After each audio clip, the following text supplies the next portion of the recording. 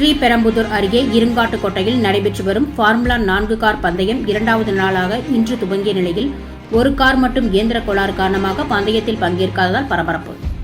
இந்த ஆண்டுக்கான கார் பந்தய திருவிழாவான ஃபார்முலா 4 கார் பந்தயம் ஸ்ரீபெரும்புதூர் அடுத்த இருங்காட்டுக்கோட்டையில் உள்ள மெட்ராஸ் ட்ரக் கிளப்பில் நேற்றிலிருந்து நடைபெற்று வருகிறது. இதில் 3 சுற்றுகளாக பிரிக்கப்பட்டுள்ளது.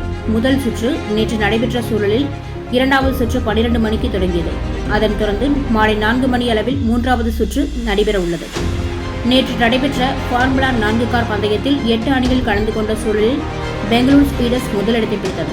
அதனைத் தொடர்ந்து இன்று Bengal Tiger, Hyderabad Black Bird, Chennai Turbo Riders, Goa Aces JA Racing, Bangalore Speeders, Speed Diamonds Delhi, Ahmedabad Apex Racer, Godspeed Kochi ஆகிய 8 அணிகள் கலந்து கொள்கிறது. ஒவ்வொரு சுற்று முடிவிலும் முடிவுகள் அறிவித்து முதல் 3 இடங்களை பிடித்த அணிக்கு வெற்றி கோப்பை வழங்கப்படும். 3.7 கிலோமீட்டர் தொலைதூரம் கொண்ட இந்த மைதானத்தில் 22 முறை கடந்து தங்கள் ஓட்டத்தை முடிக்க வேண்டும் என்பது குறிப்பிடத்தக்கது.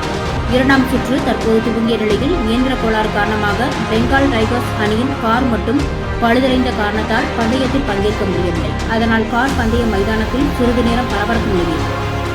சான்றோர் குரல் செய்திகளுக்காக செய்தியாளர் ஆகாஷ் பச்சையப்பன், உடன் செய்தி வாசிப்பாளர் முத்துலட்சுமி. செய்திகளை உடனுக்குடன் தெரிந்து கொள்ள சான்றோர் குரல் பக்கத்தை ஃபாலோ செய்து கொள்ளுங்கள்.